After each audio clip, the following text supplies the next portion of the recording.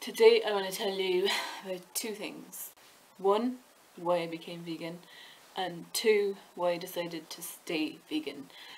So it all happened way back in March, 2 months ago, and I came across the documentary Forks Over Knives, and from there I learned about the China study, and it blew my mind, the fact that chronic diseases can be eliminated through diet. All these people who were suffering from cancers, heart disease, obesity, diabetes, just got rid of them through diet alone. We all know people who are suffering from heart disease, cancer,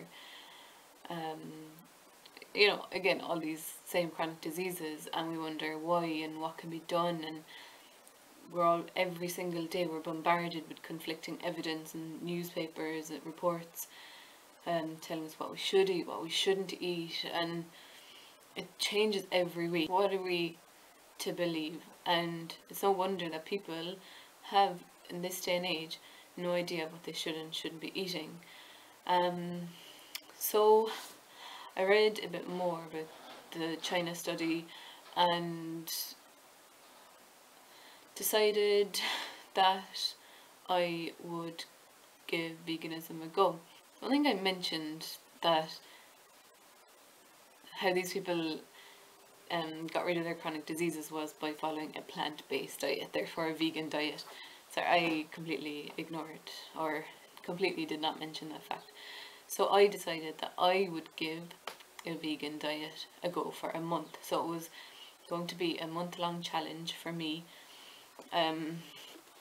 but I was cheating a bit because I was going to be vegan Monday to Friday, and then at the weekends I would be a vegetarian. So that was my plan, and the reason for that was that from Monday to Friday I solely prepare my own meals, breakfast, lunch, dinner. I bring my lunch to work, I eat at home, I don't ever really eat out during the week. So and then at the weekends I'd be a vegetarian, so that it kind of be more socially acceptable for me to go to a restaurant and get a vegetarian option.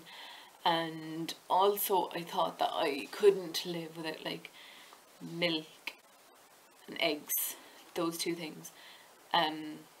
I thought that I would find it very hard to give up those things, and in my head as well I thought there's no cruelty involved in them. Within the first week of being a vegan, I watched a few documentaries. So I watched Vegucated, and I watched a Gary Yourofsky lecture on YouTube, and those two just blew my mind. They just opened my mind. The absolute cruelty involved in the production of all animal products as food. Obviously we all know that meat production is incredibly cruel and quite disgusting. We just choose to ignore it. I genuinely don't think that there is someone, irrational adult on this earth, who can justify the way animals are treated in order for them to become meat products on our plate. I think it's very easy for us to ignore, because we just need to close our eyes. If there's a documentary or a newspaper article, just don't watch it, just don't click on the article, just don't read it, don't look at the pictures, close your eyes. I would not like to be killed. There is not a person on this earth that is sane of mind that wants to be killed. There is no animal on this earth that wants to be killed. So I don't know how we've managed to justify it to ourselves for this long, and I'm a bit disgusted in myself that it took me till the age of 25 to just fully say to myself, this is wrong, I cannot eat meat anymore, because I always knew that it was wrong and that animals suffer, and there's no humane way to kill an animal suppose deep down I hoped that, oh, the cow was stunned and it was a fast death and it didn't even know what was happening. But we all know that cows and pigs, they get agitated when they're taken to be killed, they get distressed and stuff like that, and that it's not a nice process. Again, there's no nice way to kill a living being. It's going to be gory, it's going to be horrific, and that's what we're eating, you know. I had never known about before was the cruelty involved in dairy and eggs.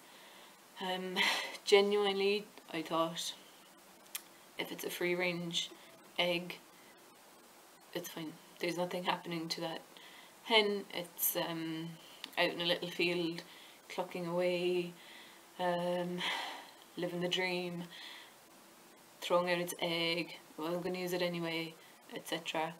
Cows, I don't know why, I just assumed, again, a quarter of a century, and I assumed that cows just magically produce milk all year long. I didn't realise that they're impregnating this cow artificially, taking the calf away from its mother,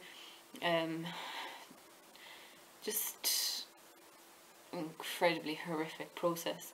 And to be milked, I mean, breastfeeding is tough enough for a woman. Why do we think that it's pleasant for a cow? I just suppose, you know, on the laughing cow there's a picture of a happy cow with an earring, and milk, there's pictures of cows and stuff like that, and we're given like cartoon pictures of the real animals, and it's completely skewing our mind. And again, it's enabling us to ignore the reality. Like, again, deep down we know for a cow to be brought into a like metal shed and have like things stuck to its udders can't be comfortable, but we ignore it. And I'm guilty myself. Like, when I got eggs, I'd just get caged.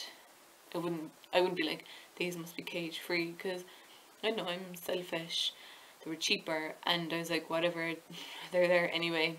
Within just like a few days of deciding to be a part-time vegan, I was like, fuck this, no, full-time or nothing. Like, it's not about us, as much as obviously I went into it seemingly for like the health reasons.